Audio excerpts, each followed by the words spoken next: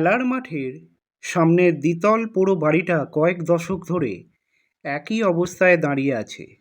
এই পাড়ায় এটাই একটা ব্যতিক্রম হয়ে অবস্থান করছে। মাঠের আশেপাশের জমিগুলি প্রমোটার রাজের সুবাদে অনেকগুলি ফ্ল্যাট গজিয়ে উঠেছে, কিন্তু কোনো প্রমোটারই এই পুরনো বাড়িটা ভেঙে ফ্ল্যাট করার চেষ্টা করেনি। অগত্যা বাড়িটা একইভাবে দীর্ঘকাল ধরে পড়ে আছে। পোড়ো বাড়িটার সামনে একটা বাগান আছে। বাগানে আম, পেয়ারা, লিচু ইত্যাদি গাছের সমারোহ। তবে বহুকাল রক্ষণাবেক্ষণের অভাবে বাগানটা জঙ্গলে পরিণত হয়েছে। বাগানের চারিদিকে পাঁচিল দিয়ে ঘেরা। পাঁচিলগুলো এখন ভগ্নপ্রায়। উপরিভাগে শ্যাওলার আস্তরণ পড়ে গেছে। কিশোর বয়সে আমরা কয়েক বন্ধু বহুবার ওই বাগান থেকে আম, পেয়ারা পেড়ে খেয়েছি। তবে সন্ধ্যার আগেই আমরা চলে আসতাম। সন্ধ্যার সময় কেউই ওই বাড়ির সংলগ্নে আমরা যেতাম না। পাড়ার কিছু জনের মতে ওই বাড়িটা নাকি ভুতুড়ে বাড়ি, আবার কেউ বলে অভিশপ্ত বাড়ি। এই বাড়ির ইতিহাস কেউ সেভাবে জানে না। পুরনো দু একজন সেকালের মানুষ যারা এখনো বেঁচে আছেন, তাদের মুখে শোনা যায় এককালে এই বাড়িটা নাকি যশোরের জমিদার প্রতাপ নারায়ণ রায়ের বাগান বাড়ি ছিল। তারপর জমিদারের পরবর্তী উত্তরাধিকারের অভাবে এই সম্পত্তির অংশীদারও কেউ নেই। জমিদারের খাস লোক যিনি এই বাড়ি দেখাশোনা করতেন, তারই উত্তরাধিকার কয়েককাল এই বাড়িতে থাকত। তবে তারাও সব বেশি দিন বাঁচেনি। তারা মারা যাওয়ার পর সেই থেকে কয়েক দশক বাড়িটা এভাবেই পড়ে রয়েছে।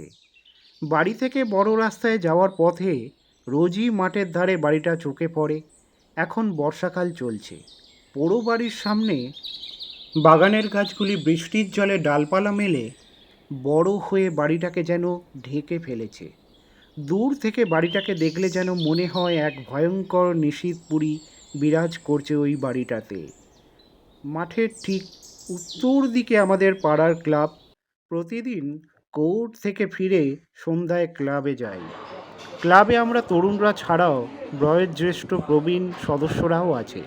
প্রবীণদের সাথে রাজনৈতিক ও খেলাধুলার বিষয় নিয়েই তর্ক বিতর্কে ক্লাবে সন্ধেটা কাটে। বয়োজ্যেষ্ঠদের মধ্যে সতীশবাবু এই এলাকার রাজনৈতিক কর্তা ব্যক্তি। এলাকায় তার যথেষ্ট দাপট। পরপর দুবার এই অঞ্চলে জয়ী প্রার্থী। তার দুর্নাম খুব একটা নেই, তবে এলাকার লোকের বিভিন্ন ছোটোখাটো প্রয়োজনে তিনি নির্দ্বিধায় সাহায্য করেন। আমার সাথে সতীশবাবুর যথেষ্টই সদ্ভাব আছে। বিশেষত তার কর্মতৎপরতা দেখে মানুষটাকে একটু এক্সেপশন লাগে। এলাকার মানুষের কোনো অভাব অভিযোগ তিনি রাখেননি। আজ সন্ধ্যায় ক্লাবে গিয়ে চমকে গেলাম। আজ বহুদিন পর অনির্বাণ এসেছে। অনির্বাণ আমাদের পুরনো বন্ধুদের গ্রুপের একজন। ও এখন ইন্ডিয়ান নেভিতে কর্মরত। অনির্বাণের বরাবরই অ্যাডভেঞ্চারের খুব শখ, তাই এমএসসির পর নেভিতে জয়েন করলো। ক্লাবে আসতেই সবাই ওকে ঝেঁকে ধরলো।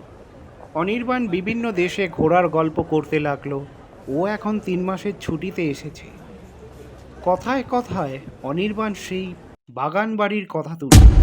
অনেকেই সেই ব্যাপারে কথা বলতে খুব একটা আগ্রহ দেখালো না। আড্ডা শেষে সবাই যখন ক্লাব থেকে একে একে যে যার বাড়ির দিকে রওনা হলো, তখন অনির্বাণ রাস্তায় আমাকে ধরলো, জিজ্ঞেস করলো, কিরে শুভময়, তোর প্র্যাকটিস কেমন চলছে কোর্টে? আমি বললাম, ভালোই। এখন হাইকোর্টে প্র্যাকটিস করছি, ব্যারিস্টার সুদর্শন ভট্টাচার্যের আন্ডারে। অনির্বাণ প্রফুল্ল কণ্ঠে বলল, বাহ, গ্রেট নিউজ। অনির্বাণ হাত ধরে বলল, I wish you will be a well known barrister one day. আমি হাসলাম অনির্বাণের কথা শুনে। অনির্বাণ এবার পুরনো বাড়িটার বিষয়ে আবার কথা তুলল। আমি একটু উৎসাহ নিয়েই ওর সাথে এই নিয়ে কথা বললাম। অনির্বাণ হঠাৎ ওই বাড়িতে রাত কাটানোর কথা তুলল। অনির্বাণের প্রস্তাবে আমি শিউরে উঠলাম। অনির্বাণ আমাকে জোর করতে লাগলো। আমি রাজি হলে অনির্বাণ আমাকে রহস্যজনক কিছু প্রশ্ন করলো।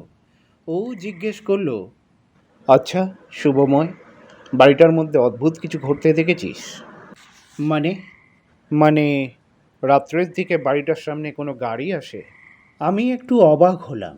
তারপরে বললাম, মাঝে মাঝে গভীর রাতে গাড়ির আওয়াজ পাই। ঘর থেকে শব্দটা শুনে মনে হয় মাঠের দিক থেকেই আসে।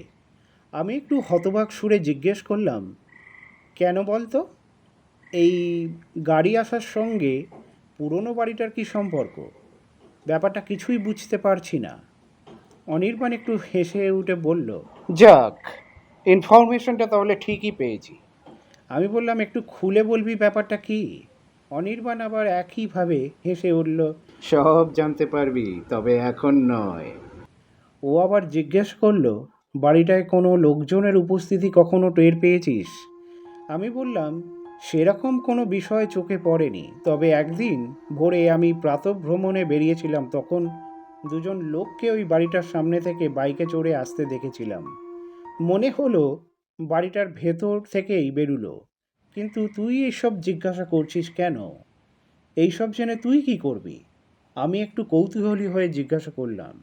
অনির্বাণ কিছুক্ষণ চুপ থেকে হাতের ঘড়ির দিকে তাকিয়ে তারপর বলল, আসি রে বন্ধু, কাল তাহলে আমরা ওই বাড়িতে রাত কাটাতে যাব। অনির্বাণ আর কোনো কিছু জিজ্ঞেস করার অবকাশ দিল না, কথাটা শেষ করেই চলে গেল। অনির্বাণের বাড়িটা একটু ভেতর দিকে। বাড়িতে শুধু ওর বাবা থাকেন আর এক কেয়ারটেকার যে বাড়ি দেখাশোনা করেন। ওর বাবা এককালে বড় অ্যাডভোকেট ছিলেন। উনি আমাকে ওকালতি পড়ার জন্য উৎসাহ জুগিয়েছিলেন। বছর 5 আগে একটা মেজর অ্যাটাকে শরীরের একটা সাইড প্যারালাইজড হয়ে যায়। হুইল চেয়ারই তার পরবর্তী জীবনের অবলম্বন হয়ে পড়েছে। অনির্বাণ প্রায় 6 মাস পরে বাড়িতে এলো। ছোট থেকেই অনির্বাণ আমার খুব ভালো বন্ধু ছিল। গ্রুপের অন্যান্য বন্ধুরা চাকরি জীবনে ব্যস্ত হয়ে পড়েছে, কেউ কেউ চাকরি সূত্রে কলকাতা ছেড়ে অন্যত্র থাকে। তাই অন্যান্য বন্ধুদের সঙ্গে দেখা সাক্ষাৎ প্রায় হয় না বললেই চলে, একমাত্র অনির্বাণ ছাড়া। তবে একটা বিষয়ে মনে খটকা লাগলো যে অনির্বাণ এতদিন পরে এসে হঠাৎ পুরো বাড়িটার রহস্য উদ্ঘাটন নিয়ে মাতল কেন?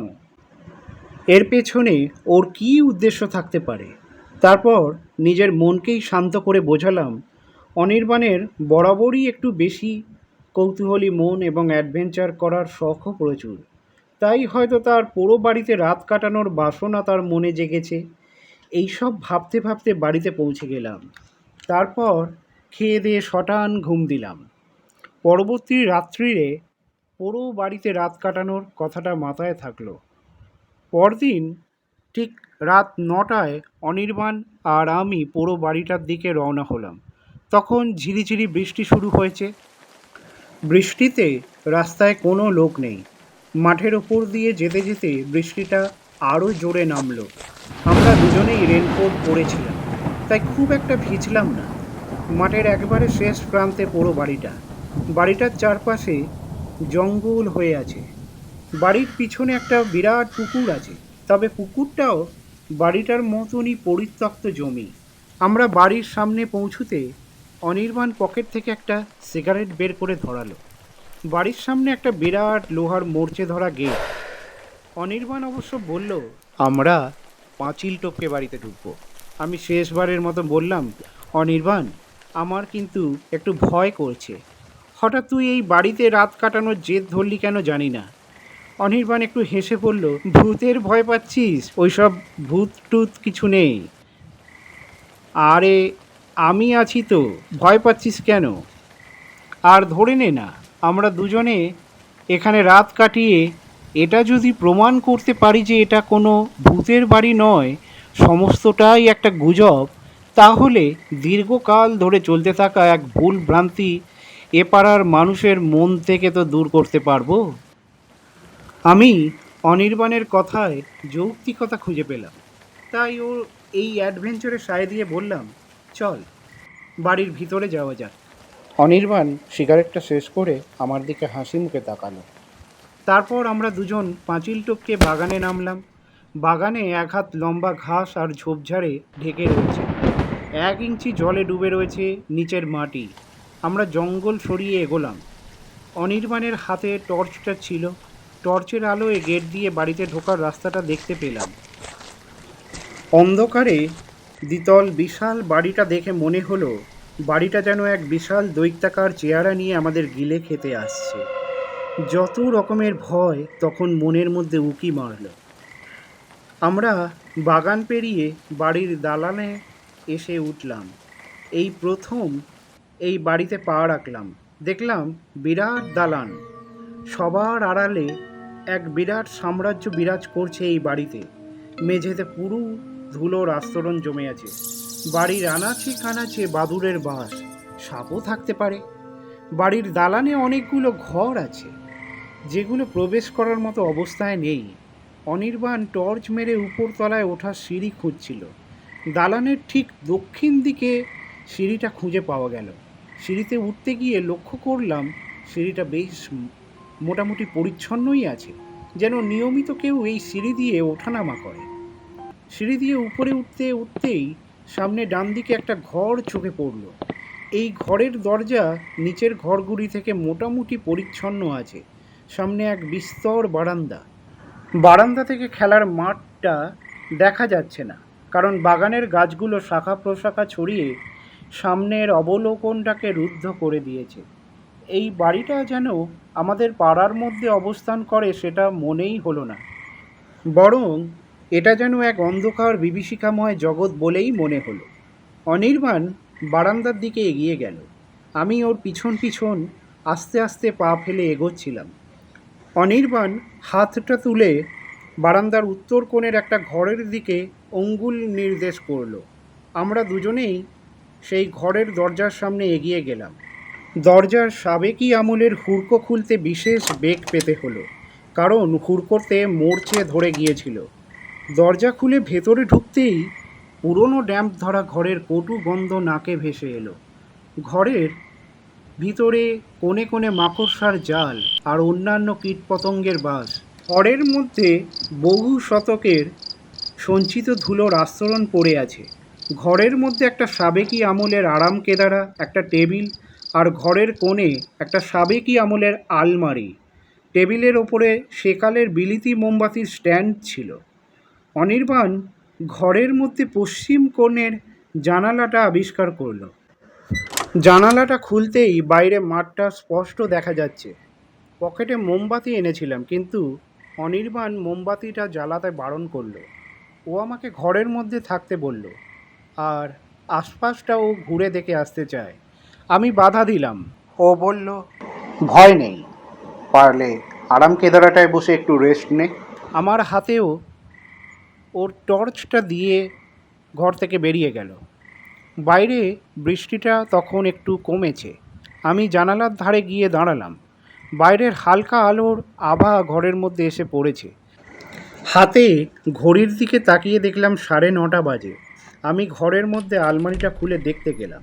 কাঠের আলমারির ভিতর কিছু পুরনো কাগজপত্র আর কাপড়ের পুঁটলিতে বাঁধা কিছু জিনিসপত্র রয়েছে। জিনিসগুলো দেখার কৌতূহল হলো।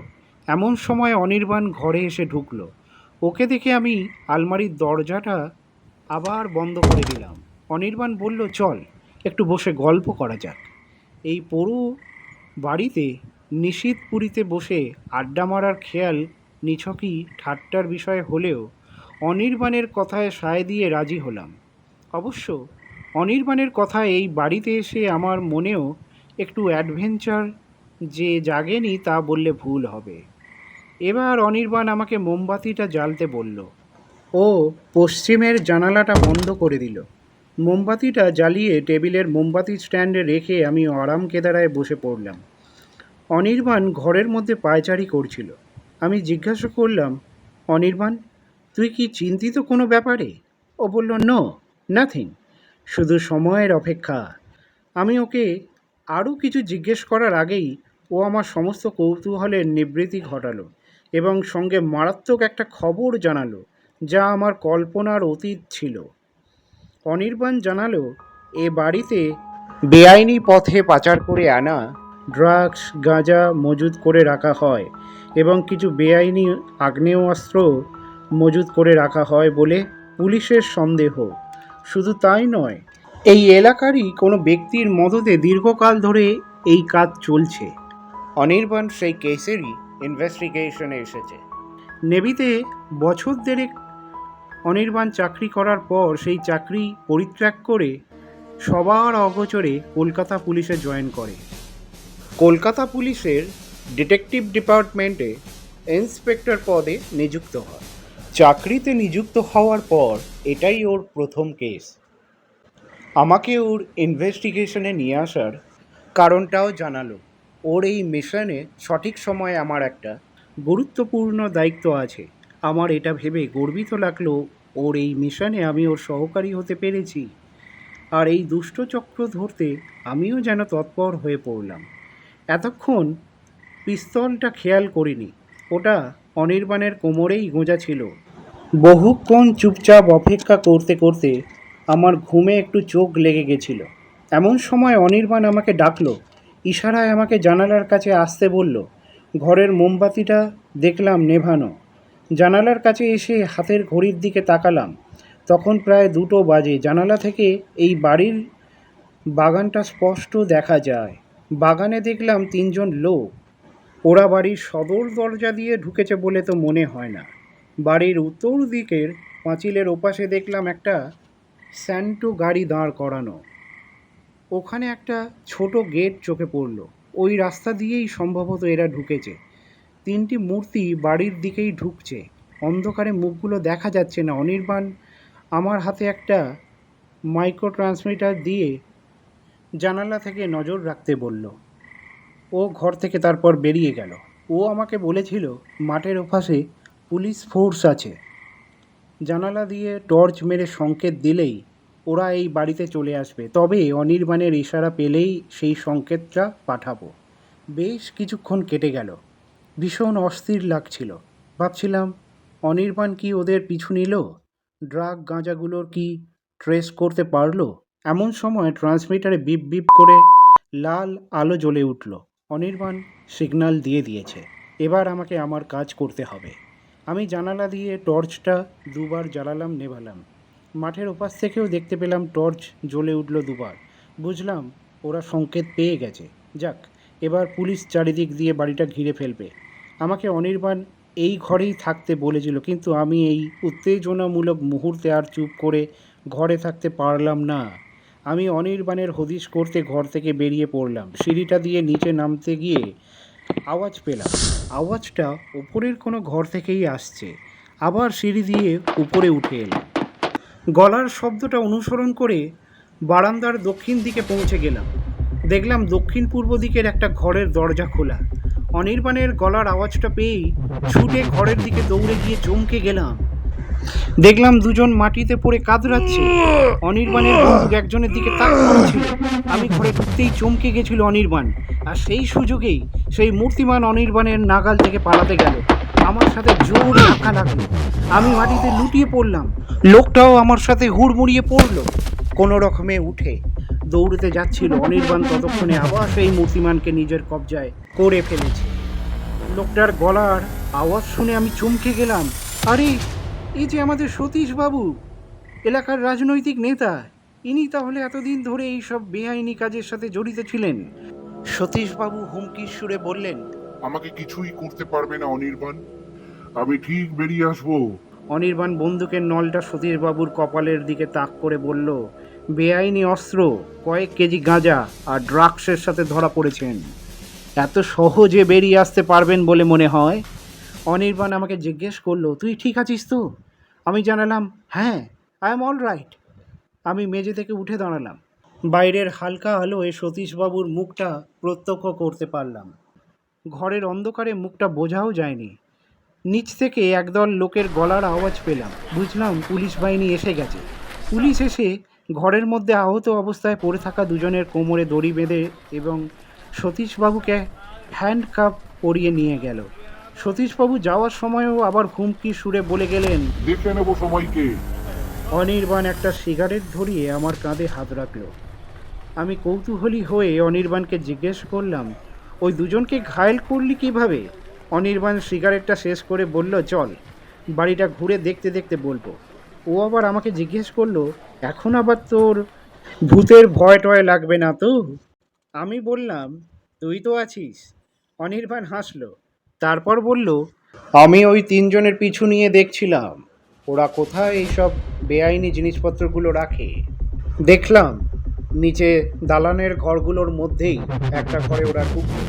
আমি খুব নিঃশব্দে ওদের ঘরে ঢোকার পর বেশ কিছুক্ষণ পর ওই ঘরে ঢুকি। আঙুলটা আমার বন্দুকের ট্রিগারের ওপরেই ছিল। ভেবেছিলাম ওরা ঘরের মধ্যেই হবে, তাই প্রস্তুত হয়েই ঘরে ঢুকলাম। ঢুকে অন্ধকারে চারিদিকে টর্চ মেরে দেখলাম কেউ নেই। অবিশ্বাস্যভাবে ঘরের মধ্যে একটা গুপ্ত সিঁড়ি খুঁজে পেলাম। সিঁড়িটা দিয়ে উপরে উঠতে একটা ঘরের দরজার সামনে ভিতর থেকে তিনজনের গলার আওয়াজ আসছিল। দরজায় কান পেতে ঘরে তিনজনের অবস্থানটা বোঝার চেষ্টা করলাম। তারপর আমার পিস্তলটা তাক করে দ্রুত ঘরে ঢুকলাম। ঢুকেই প্রথম জনকে একটা কিক, দ্বিতীয় ওর অস্ত্র ব্রেক করার আগেই ওর পায়ের উরুতে একটা বিগ কিক। তারপর তৃতীয় জন মানে সতীশবাবু ঠিক আমার বন্দুকের নলের সামনে পেতে খুব একটা বেগ পেতে হলো না।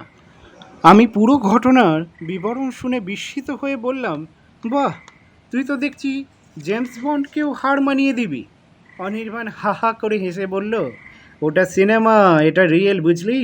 অনির্বাণ তারপর আমাকে সেই ঘরের মধ্যে গুপ্ত সিঁড়িটা দেখালো। ভোরের দিকে দুজনে বাড়িটা থেকে বেরিয়ে এলাম। পুলিশ তখন পুরো বাড়িটা সিজ করে ফেলেছে। অনির্বাণ বলল, চলি রে শুভময়, আমাকে এখন লালবাজারে পুলিশ হেডকোয়ার্টারে রিপোর্টিং করতে হবে, পরে দেখা হবে। আমি অনির্বাণকে একটা রিকোয়েস্ট করলাম যে কেসটা আমি লড়ব, যদি তোদের পুলিশ ডিপার্টমেন্ট কেসটা লড়ার সুযোগ দেয়। অনির্বাণ বলল, সে তো খুব ভালো কথা, আমি ডিপার্টমেন্টের কাছে আর্জি করব যাতে কেসটা তোকে দেয়। আমার ভীষণ আনন্দ লাগছিল যে এই কেসটা আমার ওকালতির কেরিয়ার তৈরি করে দেবে। অনির্বাণ চলে গেল। আমি বাড়ির পথে হাঁটছিলাম, তখন টিপটাপ বৃষ্টি পড়ছিল। একবার পুরো বাড়িটার দিকে ঘুরে তাকালাম। ভাবলাম পুরো ভুতুরে বাড়ির তকমা থেকে এবার বাড়িটা নিষ্কৃতি পেল। এখন ওটা বাগান বাড়ি বলাই শ্রেয় হবে। পাড়ার কিছু লোক তখন মাঠের কাছে জমা হয়েছে, নিজেদের মধ্যে গুঞ্জন করছে। অবশ্যই কাল রাতে ঘটে যাওয়া বিষয়টা সম্পর্কে টের পেয়েছে।